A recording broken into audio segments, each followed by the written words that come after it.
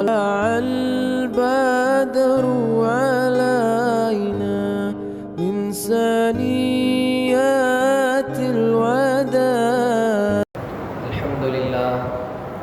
الحمد لله رب العالمين، والصلاة والسلام على أشرف الخلق سيدنا مصطفى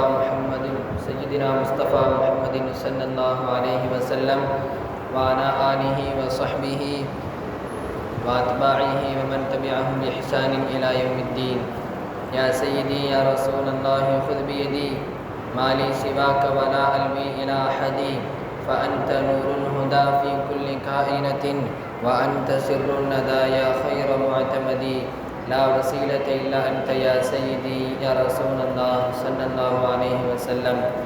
يا سيد السادات جئتك قاصدا، أرجو حماك فلا تخيب مقصدي، ما لي سوى حبي لديك وسيلة، فمن علي بفضل جودك أسعدي. اللهم صل على سيدنا محمد منبع العلم والحلم والحكم، وعلى آله وصحبه وسلم.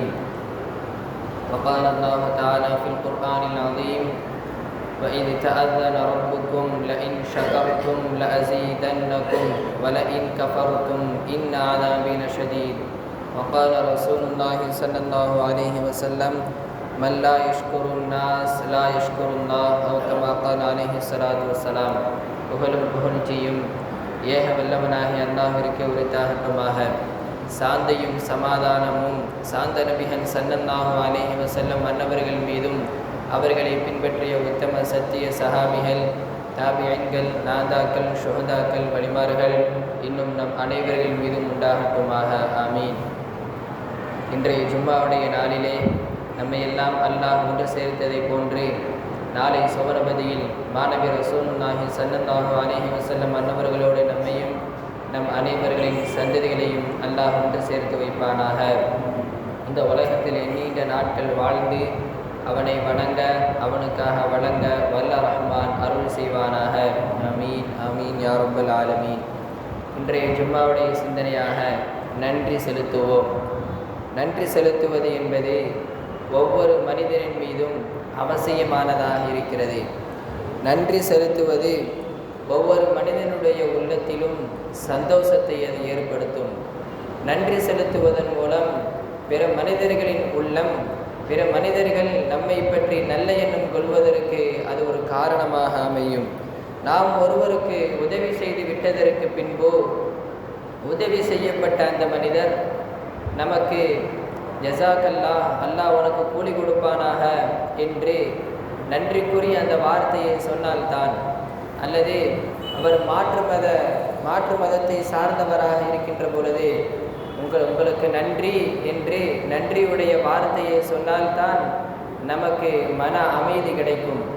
இல்லை என்றால், நன்றியை அவர் வெளிப்படுத்தவில்லை என்றால், அவரிடத்திலே நம்முடைய கோபத்தை நாம் வெளிப்படுத்தாவிட்டாலும் அந்த இடத்தை கடந்து சென்றதற்கு பிறகு நாம் மற்ற மனிதர்களிடம் சென்று கூறும் வார்த்தை, நான் இந்த மனிதனுக்கு உதவி செய்தேன், ஆனால் அதற்கு பகரமாக அவன் நன்றியுடைய எந்த வார்த்தையும் சொல்லாதவனாகத்தான், நன்றி கெட்டவனாகத்தான் இருக்கிறான் என்பதாகத்தான் மனிதர்கள் சொல்வார்கள். இதுதான் இயல்பும் கூட.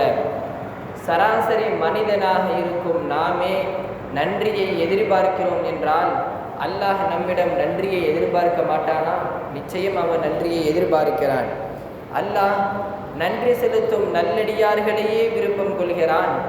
யார் இந்த உலகத்திலே அல்லாஹுக்கு நன்றியுள்ளவர்களாக இருக்கிறார்களோ அவர்களுக்கே அதிகமான அருள் ஞாமத்துகளை, அருள் கொடைகளை அல்லாஹ் அன்பளிப்பாக கொடுக்கிறான்.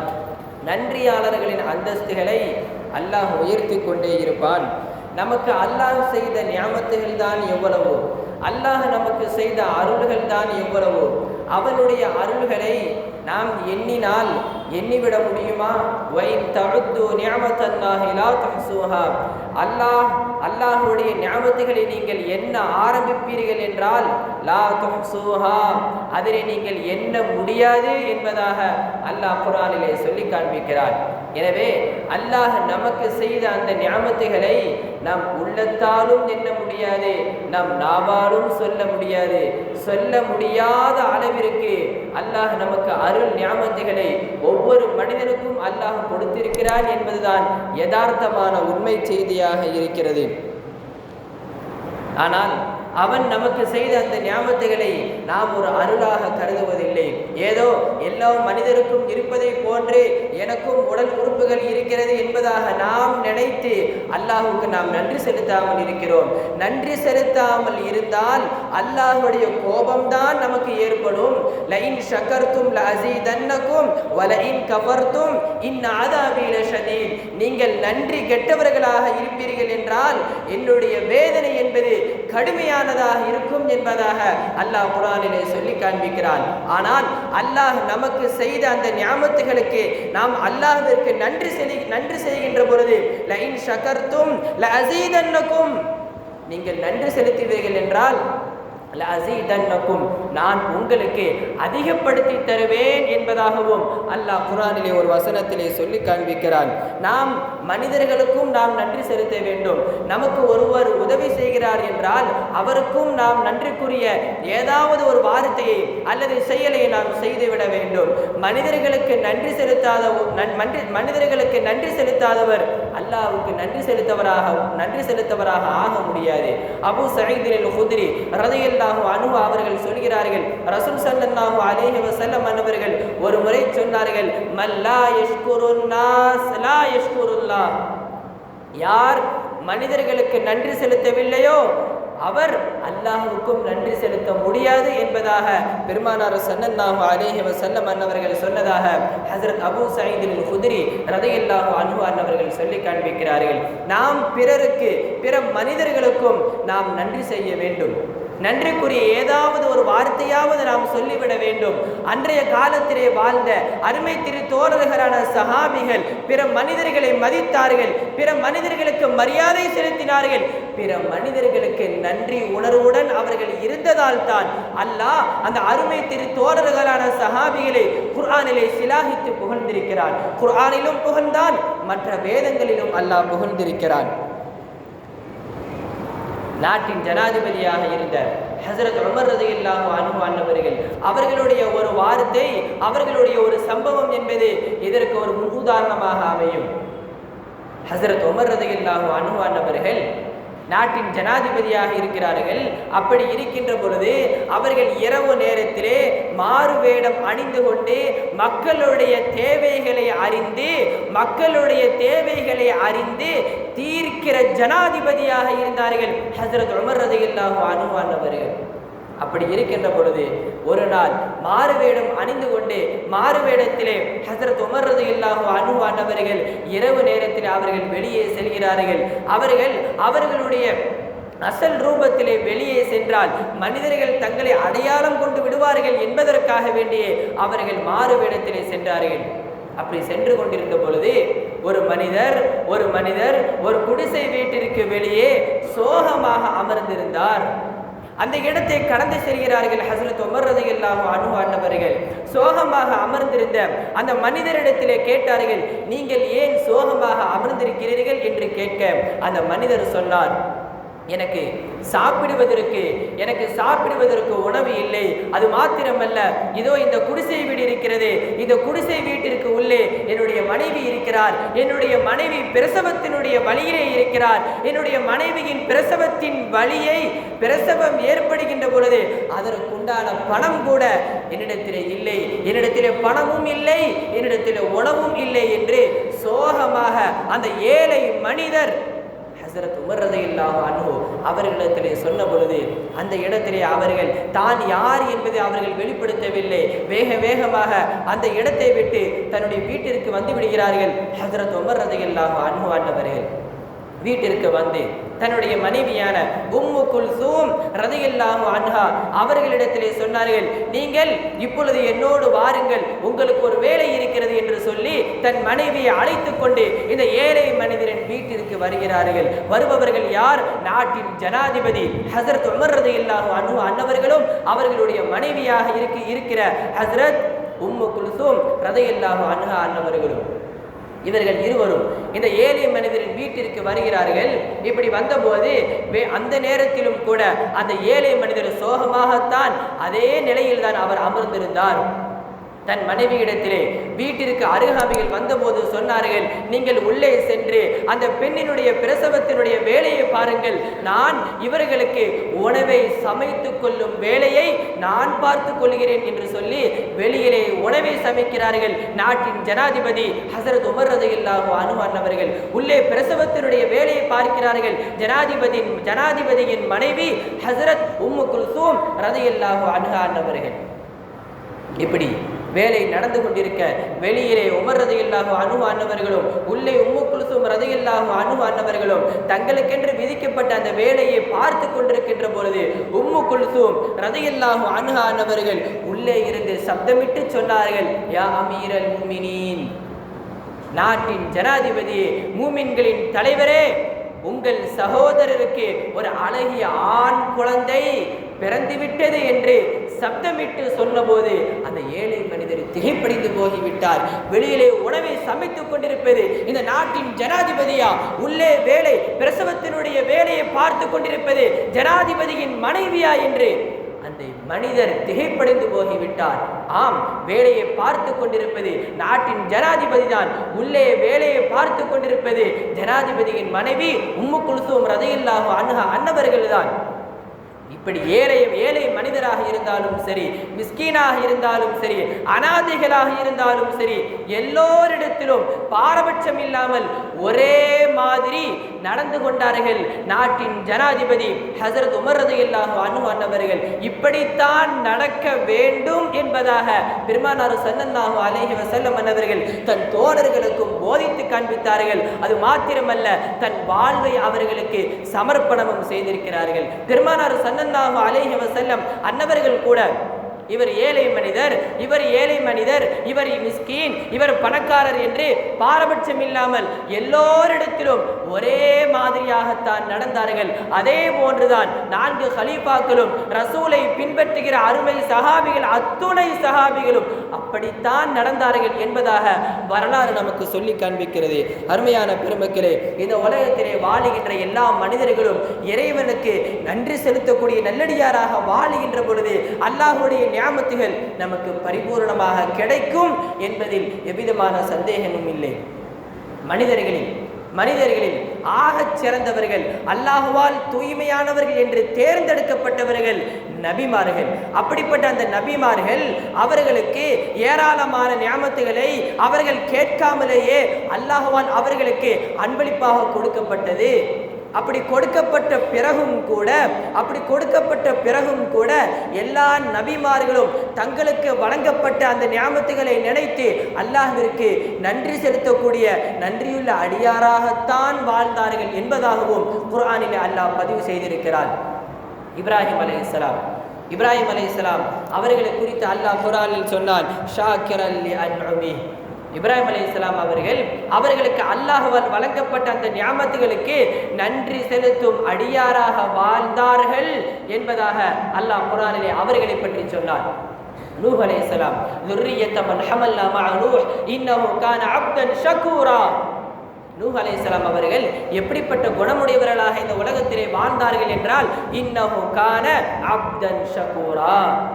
நூஹ் அலைஹிஸ்ஸலாம் அவர்கள் அல்லாஹ்விற்கு அதிகம் நன்றி செலுத்தும் நல்லடியாராக வாழ்ந்தார்கள் என்பதாக அல்லாஹ் அவர்களை குறித்து சிலாஹித்து குர்ஆனிலே சொல்லி காண்பிக்கிறார். இப்படியாக எல்லா நபிமார்களும் தங்களுக்கு அருளப்பட்ட, தங்களுக்கு அல்லாஹ்வால் கொடுக்கப்பட்ட அந்த நியாமத்துகளை நினைத்து தங்களால் முடிந்த அளவிற்கு அல்லாஹ்விடத்திலே நன்றி செலுத்தியவர்களாக தங்கள் வாழ்வை அர்ப்பணம் செய்தார்கள். இப்படி இருக்க எல்லா நபிமார்களுக்கும் தலைவராக இருக்கிற மாணவி ரசூலுல்லாஹி ஸல்லல்லாஹு அலைஹி வஸல்லம் அவர்களுக்கு அல்லாஹ்வால் பூரணமாக முழுமையாக நியாமத் செய்யப்பட்டது. எல்லா நபிமார்களுக்கும் அருள் செய்யப்பட்டது என்றால் மாணவி ஸல்லல்லாஹு அலைஹி வஸல்லம் அவர்களுக்கு அதிகம் அல்லாஹ்வால் வழங்கப்பட்டது. அல்லாஹ்வால் அவர்களுக்கு ஏராளமான நியாமத்துகள் வழங்கப்பட்டதன் காரணமாக அவர்கள் இவ்வுலகத்திலே எப்படி வாழ்ந்தார்கள் என்றால், கதீர ஷுக்ரி லிரப்பிஹி, தன் இறைவனுக்கு அதிகம் அதிகம் நன்றி செலுத்தியவர்களாக வாழ்ந்தார்கள் மாணவி ஸல்லல்லாஹு அலைஹி வஸல்லம் அன்னவர்கள். இப்படித்தான் வாழ வேண்டும், இப்படித்தான் வாழ வேண்டும் என்பதையும் நமக்கு கற்றும் தந்தார்கள். நாம் அல்லாஹ்விற்கு நன்றி செலுத்தக்கூடிய ஒரு பிரார்த்தனையும் நமக்கு சொல்லி தந்தார்கள். அல்லாஹும்ம அஇன்னி அலா திக்ரிக வ ஷுக்ரிக வ ஹுஸ்னி இபாதத்திக். யா அல்லாஹ், உன்னை நினைவு கூறுவதற்கும் உனக்கு நன்றி செலுத்துவதற்கும் உன்னை அழகிய முறையில் வணங்குவதற்கும் எனக்கு நீ உதவி செய்ய வேண்டும் என்பதாக இந்த பிரார்த்தனையும் நமக்கு கற்றுத்தந்தார்கள் பெருமானார் ஸல்லல்லாஹு அலைஹி வஸல்லம் அன்னவர்கள். ரசூல் ஸல்லல்லாஹு அலைஹி வஸல்லம் அன்னவர்கள் எப்படி வாழ்ந்தார்கள் என்றால், கான யகூமுல் லைல், ஆயிஷா ரலியல்லாஹு அன்ஹா அன்னவர்கள் சொல்கிறார்கள், கான யகூமுல் லைல் வ யுஸல்லி லில்லாஹி ரப்பில் ஆலமீன் கதம் ஹத்தா ததஃபத்தர கதமா மின் தூலி ஸலாத்தி வல் கியாம். பெருமானார் ஸல்லல்லாஹு அலைஹி வஸல்லம் அன்னவர்கள் இரவு முழுவதும் நின்று வணங்குவார்கள். அப்படி அவர்கள் இரவு முழுவதும் நின்றதன் காரணமாக அவர்களுடைய கால் அவர்களிடத்திலே முறையிட்டதாம். அவர்களுடைய கால்கள் அவர்களிடத்திலே முறையிடுகின்ற அளவிற்கு பெருமானார் ஸல்லல்லாஹு அலைஹி வஸல்லம் அன்னவர்கள் இறைவனை துதித்தார்கள், இறைவனுக்கு நன்றி செலுத்தினார்கள். இதை பார்த்தபோது ஆயிஷா ரலியல்லாஹு அன்ஹா அவர்கள் கேட்டார்கள், லிம தஸ்னஉ ஹாதா யா ரசூலல்லாஹ் வகத் கஃபரல்லாஹு லக மா தகத்தம மின் ذنبك வமா தஅخر. அல்லாஹ்வின் திருத்தூதர் அவர்களே, இந்த அளவிற்கு நீங்கள் எதற்காக அல்லாஹ்வை வணங்குகிறீர்கள்? அல்லாஹ் உங்களுடைய பாவங்கள் அனைத்தையும் மன்னித்து விட்டானே, நீங்கள் முன் செய்த நீங்கள் உங்களுடைய பாவங்களை எல்லாம் அல்லாஹ் மன்னித்து விட்டான் என்று சொன்னதற்கு பிறகும் கூட நீங்கள் ஏன் அல்லாஹ்வை இந்த அளவிற்கு வணங்குகிறீர்கள் என்று கேட்டபொழுது, ஹத்தா யருத்த அலைஹி ஸலாம் காயிலா அஃபரா அகூன அப்தன் ஷகூரா. அல்லாஹ் எனக்கு செய்த அந்த நியாமத்துகளுக்கு நான் நன்றியுள்ள அடியானாக இருக்க வேண்டாமா என்று கேட்டார்கள் பெருமானார் ஸல்லல்லாஹு அலைஹி வஸல்லம் அன்னவர்கள். அல்லாஹ் தனக்கு செய்த அந்த நியாமத்துகளுக்கு நன்றி செலுத்தக்கூடிய ஒரு நல்லடியாராக இருந்து இறக்க வேண்டும் என்பதாகத்தான் நினைத்தார்கள் நமது நாயகம் ரசூலுல்லாஹி ஸல்லல்லாஹு அலைஹி வஸல்லம் அன்னவர்கள். இறுதியாக ஒரு மனிதர் கைகால்கள் துண்டிக்கப்பட்ட, கண்கள் குருடாக இருக்கிற ஒரு மனிதர் அல்லாஹ்வை புகழ்ந்து கொண்டிருக்கிறார். எப்படி புகழ்ந்தார்? அல்ஹம்துலில்லாஹி அல்லதி ஆஃபானி மிம்மா இப்தலா பிஹி கைரி வ ஃபضلனி அலா கஸீரின் மிம்மன் خلق தஃதீலா. மற்றவர்கள், பிற மனிதர்கள் எதன் மூலம் சோதிக்கப்படுவார்களோ அதை விட்டு எனக்கு சுகமளித்தானே அந்த அல்லாஹ்விற்கு எல்லா புகழும் என்று கைகால்கள் துண்டிக்கப்பட்ட, கண்கள் குருடாக இருக்கிற அந்த மனிதர் இறைவனை புகழ்ந்து கொண்டிருப்பதை ஒரு மனிதர் பார்த்து இந்த பிரார்த்தனை நன்றி செலுத்தக்கூடிய இந்த நோயாளியிடம் கேட்டார், அலா ஐயி ஷைஇன் தஹ்மதுல்லாஹ வ தஷ்குரு. நீங்கள் எதனை நினைத்து அல்லாஹ்வை புகழ்ந்து கொண்டிருக்கிறீர்கள்? நீங்கள் எதற்காக வேண்டி அல்லாஹ்விற்கு நன்றி செலுத்திக் கொண்டிருக்கிறீர்கள்? உங்களுக்கு கைகள் இல்லை, கால்கள் இல்லை, கண்கள் இல்லை. இப்படி இருக்க நீங்கள் எதனை முன்வைத்து அல்லாஹ்விற்கு நன்றி செலுத்திக் கொண்டிருக்கிறீர்கள் என்று அந்த மனிதரிடம் கேட்க அந்த நல்ல மனிதர் சொன்னார், யா ஹாதா அஷ்குருல்லாஹ் அவ் வஹபனி லிசானன் தாக்கிரா வ கல்பன் ஹாஷிஆ வ பதனன் அலல் பலாஇ சாபிரா. நான் ஏன் அல்லாஹ்வை புகழ்ந்து கொண்டிருக்கிறேன் தெரியுமா? அல்லாஹ் அவனை துதிக்கக்கூடிய அந்த நாவை எனக்கு தந்திருக்கிறான், அவனை பயப்படக்கூடிய உள்ளத்தை எனக்கு தந்திருக்கிறான். சோதனை வருகின்ற பொழுது சோதனையை சகித்து கொள்ளும் உடலை எனக்கு அவன் அன்பளிப்பாக தந்தானே, அதற்காகத்தான் நான் அவனை புகழ்ந்து கொண்டிருக்கிறேன் என்பதாக அந்த மனிதர் சொன்னார். அருமையானவர்களே, இப்படி நம்மை விட்டும் தப்பிவிட்டதை நினைத்து அல்லது கிடைத்தது நம்மை விட்டும் தப்பிவிட்டதை நினைத்து நாம் கைசேதம் அடைவதை விட இருப்பதை நினைத்து நாம் அல்லாஹ்விற்கு நன்றி செலுத்துகின்ற போது நம்முடைய நன்றியை அல்லாஹ் எதிர்பார்க்கிறான், நம்முடைய நன்றியை அல்லாஹ் ஏற்றுக்கொள்கிறான். நாம் நன்றி செலுத்துகிறோமே, நாம் நன்றி செலுத்துகின்ற பொழுது நம்முடைய நன்றியின் மூலம் அல்லாஹ்வுடைய அந்தஸ்து உயர்ந்து விடுமா, அல்லது நாம் நன்றி செலுத்தாமல் இருக்கின்ற பொழுது அல்லாஹ்வுடைய அந்தஸ்து தான் தாழ்ந்து விடுமா? என்ன ஒன்றும் கிடையாது அவனுக்கு. நாம் நன்றி செலுத்துவதன் மூலம் நமக்குத்தான் அதற்குரிய பிரயோஜனங்கள், பலன்கள் கிடைக்கும். வமன் ஷக்கர் ஃபைன்னமா யஷ்குரு லினஃப்ஸிஹி. ஒருவர் நன்றி செலுத்தினால் அவர் தனக்காகவே அல்லாஹ்விற்கு நன்றி செலுத்துகிறார் என்பதாகவும் அல்லாஹ் குர்ஆனிலே சொல்லி காண்பிக்கிறான். எனவே அல்லாஹ் விரும்பும் நன்றியுள்ள நல்லடியாராக வாழ்ந்து இறக்க வல்ல ரஹ்மான் நம் அனைவருக்கும் அருள் செய்வானாக. வாஹிர் தாவானா அனில் ஹம்துலில்லாஹி ரப்பில் ஆலமீன். அஸ்ஸலாமு அலைக்கும் வரஹ்மத்துல்லாஹி الوداع وجب شكر علينا ما دعا